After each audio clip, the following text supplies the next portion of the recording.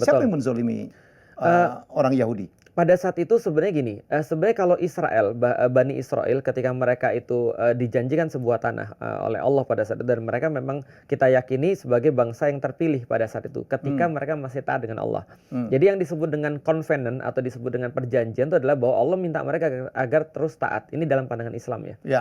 Agar mereka terus taat, bahwa itu mereka ada perjanjian dengan Allah, mitsaqon golidhonya itu adalah sebuah perjanjian untuk taat dengan Allah dan tidak menserikatkan Allah. Nah, maka ketika mereka itu menserikatkan Allah, perjanjian ini kemudian dicabut. Nah, makanya kata-kata covenant ini senantiasa ada dalam agama manapun, bukan hanya Islam. Tapi dalam agama Yahudi, dalam agama Nasrani itu juga ada kata-kata perjanjian itu. Nah, lalu kemudian ketika kita berbicara tentang perjanjian tadi, setelah mereka dapat wilayah itu karena ketaatan mereka, mereka terbagi dua karena perpecahan di antara mereka. Dan janji Allah sudah pasti, sama kayak janji Allah pada orang Muslim. Ya. Lu berpecah, lu kehilangan wilayah.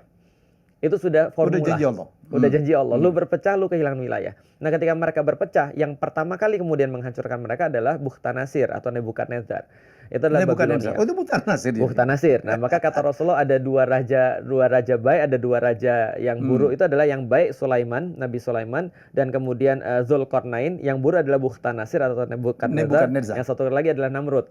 Namrud. Nah, Firaun nggak masuk karena Firaun nggak masuk level mereka. Nah, di jadi bawahnya lagi Firaun. Di bawahnya Sehebat itu ya. Sehebat itu padahal di Okay. bawahnya Namrud. Nah, jadi kalau kita bicara tentang pada saat itu dia dizolimi oleh siapa? Dizoliminya oleh ya Babilonia, berarti oleh Nebukadnezar. Karena mereka pada saat itu masih menjaga perjanjian mereka dengan Allah pada saat itu. Nah, jadi itu yang menzolimi mereka pada saat itu.